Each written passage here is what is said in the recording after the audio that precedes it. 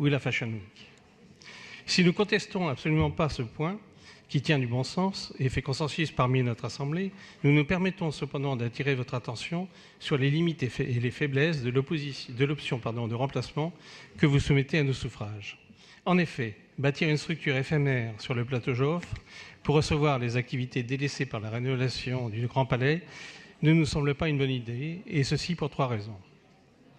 Premièrement, cette convention de mise à disposition ne répond pas aux critères écologiques dont se targue pourtant l'exécutif.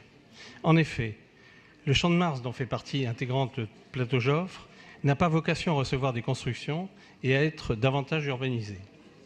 Il s'agit d'un monument naturel classé au titre des sites protégés par l'État en 1956, inscrit au patrimoine mondial de l'UNESCO dans le cadre de l'ensemble Rives de Seine en 1991 et régi par un règlement des parcs et jardins en 2010.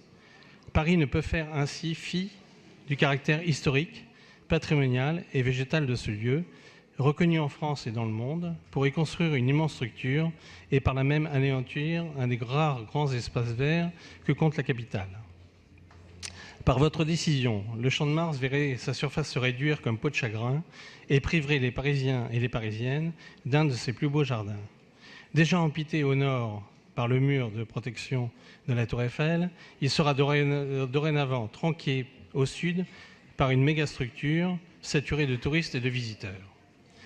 Par ailleurs, au nom de la culture, l'exécutif cherche surtout à poursuivre sa politique de marchandisation de la capitale, se servant de l'attrait de la Tour Eiffel pour attirer toujours plus de touristes, au détriment de la qualité et du cadre de vie des Parisiens.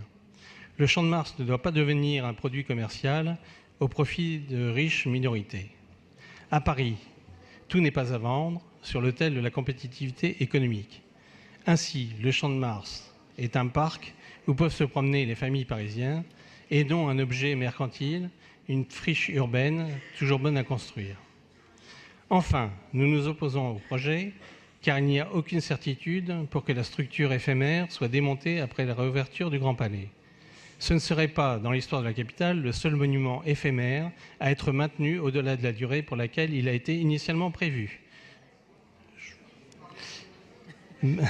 Par exemple, Bernard Seydoux, secrétaire général de l'Association des amis et usagers du Champ de Mars, écrivait par exemple dans un récent article qu'à son terme, l'épisode de l'occupation du Grand Palais sera inévitablement brandi comme un maillon supplémentaire de cette chaîne de grands événements et l'on trouvera toute bonne raison de la prolonger encore et encore.